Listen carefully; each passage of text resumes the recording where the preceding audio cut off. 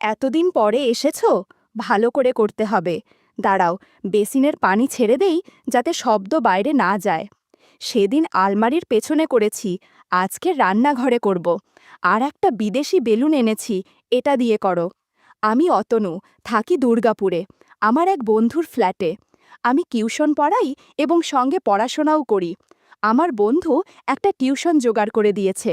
Flat থেকে একটু দূরে একটা বাড়িতে একটা ক্লাস 5-এর বাচ্চাকে পড়াতে হবে। সেই মতো আমি তাদের বাড়ি যাই পড়াতে। আমি খুব শান্ত প্রকৃতির ছেলে, খুব একটা কথা বলি না। তাই আমি পড়াতে যাই ও পড়িয়ে চলে আসি। এইভাবেই চলতে থাকে। ওদের বাড়িতে 3 জন বাচ্চা, ছেলেটি, ওর মা আর বাবা। বাচ্চা ছেলেটার নাম রিজু, ওর মায়ের নাম রিজু ও বাবার নাম রমেন। আমি রিজুর বাবা মাকে দাদা ও বৌদি বলে ডাকি। ওরা খুব বড় লোক। দাদা একটা মেডিসিন কোম্পানিতে চাকরি করে, তাই সকালে বেরোয়, অনেক রাতে বাড়ি ফেরে। এইভাবে দীর্ঘদিন ধরে থাকতে থাকতে আমার সাথে ওই ফ্যামিলিটি খুব ক্লোজ একটা ফ্যামিলিতে পরিণত হয়ে গেল। আমি তাদের বাড়ির একজন হয়ে উঠলাম। আমার যখন যা প্রয়োজন হতো আমি নিজে নিজেই করে নিতাম, যেমন জল খাওয়া, বাথরুম যাওয়া ইত্যাদি। এই ফ্যামিলি সম্পর্কে আমার মনেও কোনো খারাপ চিন্তা ছিল না। আমারও বাড়ি থেকে দূরে একটা ফ্যামিলি পেয়ে খুব ভালো লাগতো। একদিন আমি যথারীতি পড়াতে গেছি। কিছুক্ষণ পরে ওয়াশরুমে যাওয়ার প্রয়োজন পড়ে। যখন বাথরুমে যাই, সঙ্গে সঙ্গে ঘটল এক মাথা ঘুরে যাওয়া ঘটনা। আমি রিজুকে পড়তে বলে আমি যেই বাথরুমের দরজা খুলে ভেতরে ঢুকব, আর ভেতরে দেখি বৈদি দরজার দিকে পেছন করে বসে কি যেন করছে। আমি তো সরি সরি বলে বেরোতে যাব, ঠিক সেই সময় এমন স্লিপ করে পড়লাম ঠিক বৌদির পেছনের দিকে। এমন পরিস্থিতিতে বৌদি একটু চমকে গিয়ে শাড়ি ঠিক করতে লাগলো, আর আমিও খুব তাড়াতাড়ি উঠে সেখান থেকে বেরিয়ে এলাম। এই ঘটনায় আমার খুব অস্বস্তি হচ্ছিল। এটা কি হলো? আমি কোনোভাবে আবার ফিরে এসে রিজুর কাছে এসে বসে পড়াতে শুরু করলাম। পরে গিয়ে যে ব্যথা পেয়েছি সেই সবের খেয়াল নেই, শুধু ভাবছি বৌদি কি ভাববে। আমার খুব টেনশন হচ্ছিল। হঠাৎ খেয়াল করলাম বৌদি এখনও বাথরুমে। আমি রিজুকে যেখানে পড়াই, বাথরুমটা ঠিক সেই রুমের সামনে। বৌদি বেরোলেই আমি দেখতে পাবো, তাই মনে হয় বেরোতে পারছে না। দেখি কিছুক্ষণ পরে বৌদি বেরিয়ে কোনো দিকে না তাকিয়ে রান্নাঘরে চলে গেল। আমিও তাকাইনি, তবে বুঝতে পারছি। আমি সেদিন তাড়াতাড়ি বাড়ি ফিরে এলাম। বাড়ি ফিরে বুঝলাম আমার খুব জোরে পায়ে ব্যথা লেগেছে, একটু কেটে গিয়েছে। ভাবলাম সকালে ঠিক হয়ে যাবে, কিন্তু সকালে আরও ব্যথা বেড়ে গেল। ঠিক করলাম আজ পড়াতে যাব না। আমি বিছানাতে শুয়ে পড়লাম, আর মোবাইল দেখতে দেখতে আমার বুকটা থকথক করে উঠল। দেখি রিজুর মা ফোন করেছে। ইচ্ছে করেই ফোনটা ধরলাম না। ফোন রেখে অনেক কিছু মাথায় ঘুরতে লাগলো। বৌদি হয়তো রেগে গেছে। আমি তার পরের দিন পড়াতে গিয়ে স্বাভাবিকভাবেই আছি, কিন্তু মনের মধ্যে খুব লজ্জা লাগছে। কিছুক্ষণ পরে দেখলাম বৌদিও স্বাভাবিক, কিন্তু আমাকে চা দিতে এসে আমার লজ্জা আরও বাড়িয়ে দিল। চা রেখে বৌদি আস্তে করে বলল, খুব জোরে লেগেছিল নাকি? আমি বললাম, না না বৌদি, আমি ব্যথার কথা বলিনি, বলেই হাসতে হাসতে চলে গেল, আর আমার মুখ পুরো লাল হয়ে গেল। খানিক পরে বৌদি এসে বলল, দেখি কোথায় ব্যথা পেয়েছ? আমি বললাম, না না তেমন কিছু না, একটু কেটে গেছে, সেরে যাবে। এই বলে পাটা দেখাতেই বৌদির চোখ কপালে। ইস, এতটা লেগেছে, আর তার মধ্যে খোঁড়াতে খোঁড়াতে পড়াতে এসেছে। পায়ে অনেকটা লেগেছিল, তাই বৌদি বলল, দাঁড়াও, আমার কাছে ভালো মলম আছে, একটু দিলেই ব্যথা কমে যাবে। এই বলে ভেতর থেকে একটা মলম নিয়ে এসে আমার পায়ের কাছে বসে আমার পা টেনে ধরল, এবং খুব যত্ন করে মলম লাগাতে লাগাতে মাথা নিচু করেই আস্তে আস্তে বলতে লাগলো, খুব ব্যথা পেয়েছ? এত তাড়াহুড়ো করে বাথরুমে ঢুকলে এই রকমই হয়। আমি খুব লজ্জা পেয়ে গেছিলাম। আমি বললাম, বাথরুমের দরজাটা লাগিয়ে নিলেই হয় বৌদি। আর কিছু বলল না, কিন্তু সেদিন আমায় যাবার সময় বলে গেল, বেশ করেছি, আবার খোলা রাখবো, আর হাসতে হাসতে চলে গেল। আমি তো পুরো আকাশ থেকে পড়লাম।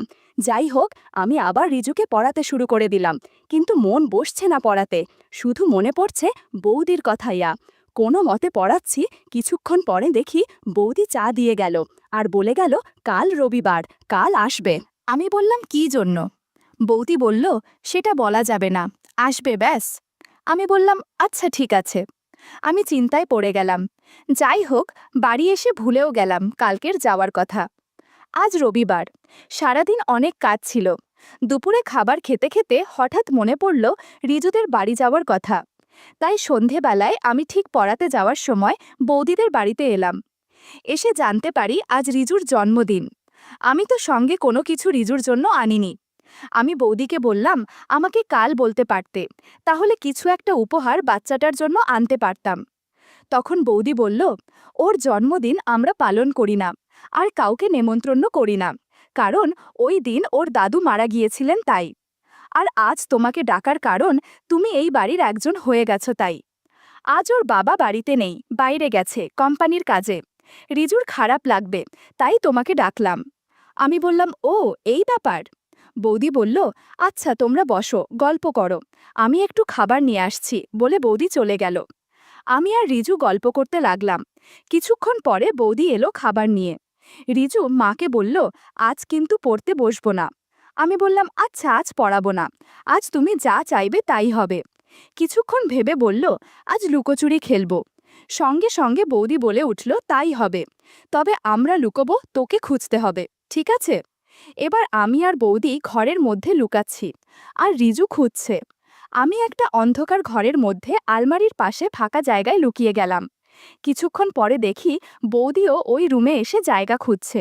শেষে ভালো কোনো জায়গা না পেয়ে আলমারির পাশে লুকাতে এসে দেখে আমি ওখানে দাঁড়িয়ে। কিছু না বলে আমার সামনে দাঁড়িয়ে পড়ল, আর বিছানার চাদরটা টেনে নিজেকেও আমাকে ঢাকা নিয়ে নিল। আমাকে বলল, চুপ করে দাঁড়িয়ে থাকো।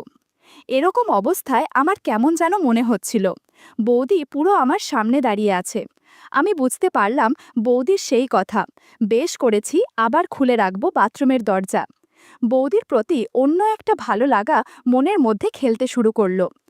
আজ বৌদি শুধু নাইটি পরে আছে, হালকা লাল কালারের নাইটি, বেশ সুন্দর দেখাচ্ছিল তাকে।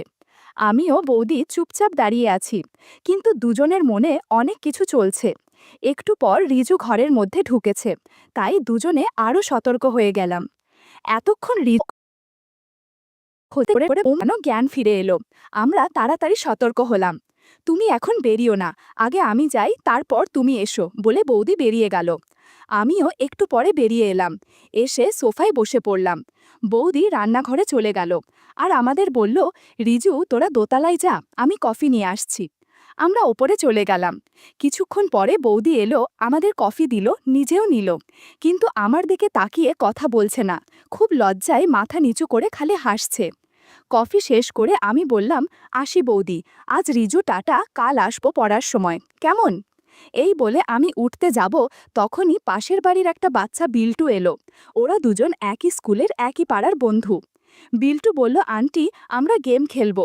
বৌদি বলল, তুমি একটু বসো, আমি ওদের কম্পিউটারে গেম চালিয়ে আসি। আমি সোফায় বসে ভাবছি, আজ কি হলো জীবনে, আজ যেন বৌদিকে অনেকটা ভালোবেসে ফেলেছি। একটু মজা করা যাক। আমি আমার বাইরে রাখা জুতোগুলো সরিয়ে দিয়ে আগের রুমে আলমারির পাশে লুকিয়ে পড়লাম, দেখি কি হয়। কিছুক্ষণ পরে বৌদির আওয়াজ দোতলা থেকে নেমে এসে বলল, তোমাকে অনেকক্ষণ অপেক্ষা করা, বলে চুপ হয়ে গেল। দেখলো আমি নেই, চলে গেছি ওখান থেকে।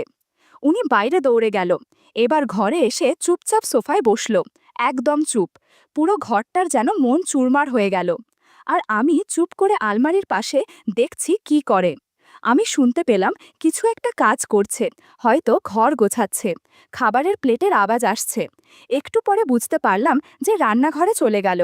আমি একবার ভাবছি বেরোবো, আবার ভাবছি আরও কিছুক্ষণ থাকি। কিছুক্ষণ পরে দেখি বৌদি এই ঘরের দিকে আসছে, মনে হয় বিছানার চাদরটা ঠিক করতে আসছে। কিছুক্ষণ আগে ওই চাদরের ভেতরে অনেক ঝড় বয়ে গেছে। আমি চুপচাপ দাঁড়িয়ে আছি। বৌদি ঘরে ঢুকে এটা ওটা ঠিক করতে করতে আয়নার সামনে নিজেকে আয়নায় দেখল। আমি একটু উঁকি মেরে দেখছি কি করছে বৌদি। বৌদি নিজেকে আয়নায় ভালো করে দেখছে, আজ যেন নিজেকে নতুন করে পেয়েছে। নিজের চুল ঠিক করতে করতে গুনগুন করে গান করছে, আবার নিজেই লজ্জা পাচ্ছে। এবার আয়নায় নিজেকেই নিজে একটা কিস ছুঁড়ে দিয়ে বলছে, দুষ্টু ছেলে একটা। আমি আলমারির পাশ থেকে দেখছি আর মনে মনে হাসছি। আর বেশিক্ষণ এভাবে থাকা যাবে না, ওদিকে টাইমও হয়ে গেল বাড়ি যাওয়ার, তাই এবার বেরোতে হবে। এবার আমি বেরোতে যাব, দেখি বৌদি এদিকেই আসছে চাদর ঠিক করতে। যেই আমার সামনে এসেছে আমি হালুম বলে উঠেছি, আর বৌদি খুব জোরে ভয় পেয়ে চিৎকার করে উঠল, ওমা, তুমি দুষ্টু ছেলে, আমার সাথে মজা করা হচ্ছে। এইবার বৌদিও হাসছে, আমিও খুব হাসছি। আমি হাসতে হাসতে বললাম, আয়নার সামনে কি করছিলে, আমি সব দেখেছি। বৌদি লজ্জা পেয়ে বলল, কই কিছু না তো। এমন সময় বৌদি বলল, একটা কাজ করতে হবে। আমি বললাম, কি কাজ? বৌদি একটা বদেশি বেলুন এনে আমাকে দিল আর বলল, এটা দিয়ে কাজ করতে হবে। বন্ধুরা, তোমরা নিশ্চয়ই বুঝতে পেরেছ কিসের কথা বলছি। বৌদি বলল, তোমার দাদা এখন আর কিছুই পারে না, ওকে দিয়ে কিছুই হয় না। আমি এবার আসল ব্যাপারটা বুঝতে পারলাম। বৌদিকে বললাম, ঠিক আছে, আমি দাদার হয়ে সব কাজ করে দিব। একটু পর আমরা কাজ শুরু করলাম। বন্ধুরা, ইউটিউবের কড়া নিয়মের কারণে এসব ঘটনা সরাসরি বলা যাচ্ছে না। তোমরা কমেন্টে দেয়া লিঙ্ক থেকে আমার ওয়েবসাইট ভিজিট করো, সেখানে একদম মনের মতো গল্প দেয়া আছে, যেগুলো ইউটিউবে পাওয়া যায় না। ঘণ্টাখানে কাজ করার পর বৌদি বুঝতে পারল আমি পড়ানোর পাশাপাশি অন্য কাজ করতেতেও বেশ দক্ষ। দেখলাম অনেক রাত হয়ে এসেছে। বৌদি বলল, আজ আজ রাতে এখানেই থেকে যাও না প্লিজ, কাল সকালে বাড়ি যাবে, আজ তোমার দাদা বাড়ি আসবে না। আমি বললাম, আমারও ইচ্ছে করেছে থাকতে, কিন্তু কাল সকালে আমার কলকাতায় একটা ইন্টারভিউ আছে, আমাকে অনেক সকালে ঘুম থেকে উঠে যেতে হবে। আর তাছাড়া আজ সারা সন্ধ্যায় যা হলো, আমি সমস্ত পড়াশোনা ভুলে গেছি, তোমাকে ছাড়া আমার আর কিছুই মনে পড়বে না। বৌদি বলল, মশকরা ছেলে, বলো কবে আসবে কলকাতা থেকে? পরশুদিন সন্ধ্যায় বলে চলে এলাম। পরের দিন তাড়াতাড়ি রেডি হয়ে বেরিয়ে পড়লাম। বৌদিদের রাস্তা দিয়ে যাওয়ার সময় দেখি বৌদি বেলকনিতে দাঁড়িয়ে আছে। আমি একবার তাকিয়ে সোজা চলে গেলাম, আর ফিরে তাকালাম না। সারা দিন ইন্টারভিউয়ের চাপ, ইন্টারভিউ হলো, রাতে আবার ট্রেন ধরে দুর্গাপুরে নেবে ভাবলাম। সারাদিন বৌদি একবারও ফোন করেনি, মনটা একটু খারাপ হয়ে গেল। যাই হোক, বাড়ি ফেরার পথে ঠিক করলাম বৌদিদের রাস্তা দিয়ে যাব। তাই সোজা বাড়ি এসে হাত মুখ ধুয়ে শুয়ে শুয়ে ভাবছি চাকরিটা যেন ঠাকুর ঠাকুর করে পেয়ে যাই। কিছুক্ষণ পরে ঘুমিয়ে যাই। সকালে মোবাইলের রিংয়ে ঘুম ভাঙল। ফোনটা একটু দূরে ছিল, ভাবলাম বৌদি ফোন করেছে। দৌড়ে গিয়ে ফোনটা ধরে দেখি বাড়ি থাকে ফোন। যাই হোক, তাদের সঙ্গে কথা বললাম। তারপর বাথরুমে গিয়ে স্নান করতে করতে খুব রাগ হলো, বৌদি একবারও ফোন করল না, আমিও ফোন করব না। সারা দিন কাজে কাজে কেটে গেল। বিকেলে রিজুকে পড়াতে যাব, একটা প্যান্ট আর একটা টি শার্ট পরে বেরিয়ে গেলাম। রিজুদের বাড়ির দরজা খুলে ভেতরে ঢুকতেই রিজুকে ডাক দিলাম। ও এসে পড়তে বসল, কিন্তু বৌদির কোনো দেখা নেই। আমি পড়াচ্ছি আর ভাবছি, কি হলো, গত পরশু এত কিছুর পরে বৌদি কি সব ভুলে গেল নাকি অন্য কিছু। আমার পড়ানো হয়ে গেল, রিজু দোতলায় চলে গেল, আর তক্ষুনি বৌদি এলো, যেন অনেকক্ষণ অপেক্ষা পড়েছিল। এসেই আমার হাত ধরে টানতে টানতে আমাকে রান্নাঘরে নিয়ে গেল। বলল, কয়েকদিন তো ছিলে না, এই কদিন একা কাজ করতে হয়েছে, রিজুর বাবাও বাড়িতে নেই, আজকে আবার আমাকে কাজে সাহায্য করতে হবে। আমি বললাম, ঠিক আছে বৌদি, আমি সব কাজে সাহায্য করব। বৌদি বলল, আর হ্যাঁ, সেদিন চুল অনেক বড় ছিল বলে ভালোভাবে কাজ করতে পারিনি, তুমি আজ আসবে বলে চুল কেটে একদম ফিট হয়েছি, একটা ক্রিমও ব্যবহার করেছি, কাজ করার সময় সুবিধে হবে। এরপর বৌদি বেসিনের পানি একটু বেশি করে ছেড়ে রেখে দিল, যাতে রিজু বুঝতে না পারে এখানে কি হচ্ছে।